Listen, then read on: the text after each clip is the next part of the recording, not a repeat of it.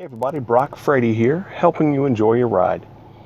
Right now I'm in a 2015 Hyundai Elantra. We're going to start off with the key fob.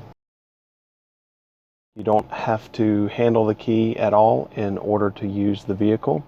You can simply keep it on your person, and as long as that's the case, you can use the vehicle completely. All I do is put my foot on the brake, and then the car identifies the key, and I press the button like that and the car starts right up. At that point, I do not have to have my foot on the brake in order to cut the car off. Right now my foot is not on the brake and I can just press this to cut the car off. Starting on the left here is the front defrost, air conditioning. Top right is the rear defrost and recirculate. Recirculate essentially gives you an extra fan speed. You always want to deactivate that whenever it's raining or if it's cold outside. The basic functions right here are mode or fan direction. Top left is vent, vent and foot, defrost and foot, foot only, and then here's your fan speed. And here are your hazards. And then here is your heat or cool control. It's manual. Two-way heated seats, front seats. Directly in front of the gear shifter are ports for auxiliary power, iPod, USB, and then you have a 12 volt, 120 watt power outlet here with a little bit of additional storage there in the storage box. One of the things that you can do through the USB port right there is plug in a thumb drive or a flash drive and play audio files through the stereo system. The automatic transmission works very smoothly and easily. You press a button on the front of the gear shifter and in order to engage it in a drive gear. There's drive here, that's highlighted in blue. At any speed you can take this and shift it over to the left and you can change gears manually. You up shift here, you down shift here. And here's the little button I was telling you about right there.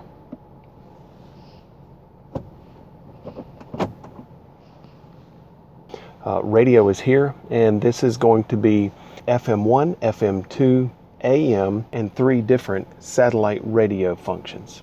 You can just scroll through those by pressing the radio icon here, and you can see FM1, 2, AM, XM 1, 2, and 3. And then you can just scroll through in order to make your selection. One of the neat things with the audio selection here, where it says radio, if you press setup, you can go into display and you see mode pop up. Mode pop up allows you to have this screen here. You can see that it's checked, and I press radio again, and there's the radio mode. So it allows me to see all modes displayed on one screen, so I can simply select which mode I want. That's a pretty neat feature. Otherwise, if I have it mode pop-up deactivated, it looks like this.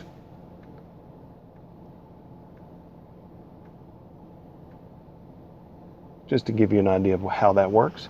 MIA allows you to listen to something that is coming out of the USB thumb drive down in the center console via your iPod. It allows you to listen to your streaming Bluetooth. This is basically everything that is not radio affiliated, FM, AM, and satellite. This is how you can hook up your Bluetooth phone right here. Nothing's connected. The process to connect the phone is very, very simple.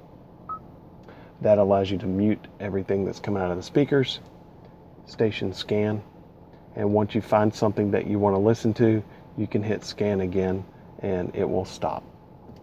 Setup allows you to customize the settings, so you can press display, and this basically just allows you to put your fingerprint in the vehicle and set it the way you want everything to work. Speed dependent volume is worth pointing out. You can control the volume of the stereo according to how fast you're going. Seek track here at the very bottom simply allows you to scroll through the available stations by pressing it one time. And then track here allows you to scan the tracks while you're playing a CD. Category and folder has to do with utilizing the USB port if you're listening to something on a thumb drive. The clock is right here, very, very easily laid out. You have your external temperature, airbag, passenger airbag, and then your hour and minute adjustment. Very easy. And then of course your CD player is right here. This allows you right here to cut the display on and off. Okay, your steering wheel audio controls are on the left side of the steering wheel, and they're very easily laid out. To the far left is volume, and from that is going to be station scan, preset station scan, or if you're listening to a CD, you can skip the track, or if you're streaming Bluetooth, you can move the tracks up and down there. Mode allows you to change the mode from AM, FM, XM, Bluetooth auxiliary, USB, that type of thing. Mute simply mutes the stereo. There are several voice commands in the vehicle that you can operate simply by pressing this button. Most of them are connected to the audio system or Bluetooth operation.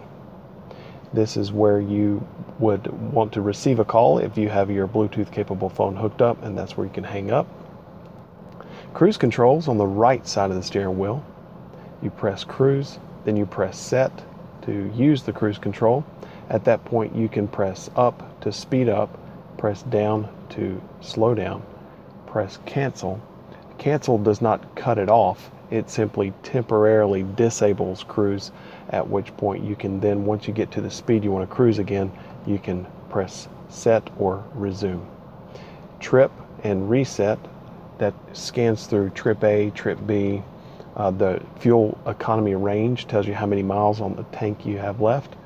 The average miles per gallon, average miles per hour, the trip time, and then goes back to trip A. In order to reset trip A and trip B back to 0, you simply select this until you reach trip A or B, and then press reset, and it will reset it back to 0.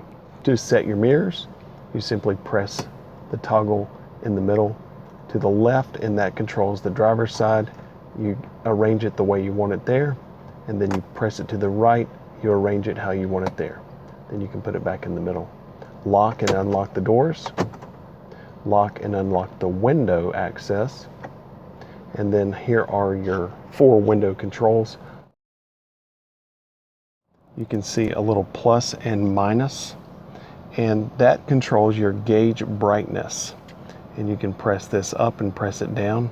Then you can see the little indicator right there where the odometer is. You can push it, and I noticed that in order to do this you need to have the lights on in some form of fashion, whether it's the running lights or the regular headlights on. And you can go up, and whenever it's at its maximum it will beep at you, and then you can cut it down and it'll beep again. That's how you control your gauge brightness. And the active eco feature that makes it a little more fuel efficient is right here. That light here that is on is indicating that the feature is active. And you have traction control off. That's right here through the steering wheel there. That's how you disable your traction control. The tachometer and the speedometer are very easy to read with nice amber colored arms to gauge your speed and your engine RPM. And you can see the turn signal stalk and headlight stalk over here on the left side. It has a neat feature to where you can press up once without fully engaging the stalk as the turn signal, and it will do a 3-blink lane change feature. And of course on the left side. And if you wanted to fully engage it, you do that. You have daytime running lights. That's where it says DRL off. These are like your parking lights, or just cutting on your marker lights. Headlights on manually, automatic, and then high beams. And you can see all the indicators right there in the tachometer. It's saying that the high beams are on. And then you also have fog lights. And the ring on the inside of the stalk is to cut your fog lights on and off. Hey, thanks for watching. I hope this helps you enjoy your ride. Remember to share this with everybody you know. Also, remember to subscribe. Have a great day and enjoy the ride.